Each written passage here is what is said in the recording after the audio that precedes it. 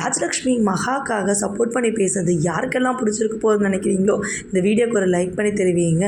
மகா அம்மா வீட்டிலேருந்து வீட்டுக்கு வராங்க. அப்போ பார்த்தீங்கன்னா ராஜலக்ஷ்மி தான் எங்கே போயிட்டு வர, வீட்டில் இருக்க வேலையெல்லாம் அப்படி அப்படியே இருக்குது, மதிய சாப்பாடு யார் செய்யுது, இங்கே யாருமே சரியாக சாப்பிடல, சொல்லிட்டு போனியா, எங்கே போயிட்டு வரேன்னு சொல்லி, இல்லை ஆஃபீஸ்லேயே இருந்துட்டியா அப்படின்னு சொல்லி கேட்குறாங்க. இல்லை நான் எங்கள் அம்மா வீட்டுக்கு போயிட்டு வந்தேன், இந்த மாதிரி பிரபாவுக்கு ஆக்சிடென்ட் ஆக பார்த்து அதனால் கூட்டிகிட்டு போய் வீட்டில் விட்டுட்டு சமாதானப்படுத்தினா. விஜய் பார்த்தீங்கன்னா கொஞ்சம் அலண்டுறாரு.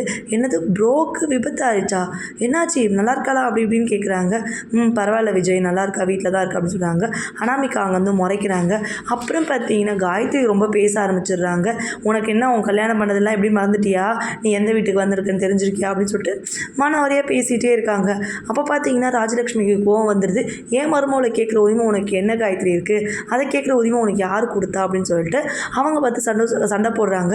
இது மகாவுக்கு பார்த்தீங்கன்னா ஒரு மாதிரி புதுசாக மாற்றமாக இருக்குது. தாத்தா பாட்டிக்கு ரொம்ப சந்தோஷமாக இருக்குது. கொஞ்சம் கொஞ்சமாக ராஜலக்ஷ்மி மாற ஆரம்பிச்சிட்டா, மகாவை பிடிக்க ஆரம்பிச்சிச்சு. அதேமாதிரி சூர்யாவுக்கும் பிடிக்க ஆரம்பிச்சிச்சுன்னா அவங்களோட வாழ்க்கை நல்லாயிருக்கும். எதுக்கு இந்த காயத்ரி மாறி போனான்னு எனக்கே தெரியல, புதுசாக மருமம் வந்து சொல்லிட்டு தாத்தா பாட்டிக்குள்ளே பேசிக்கிறாங்க.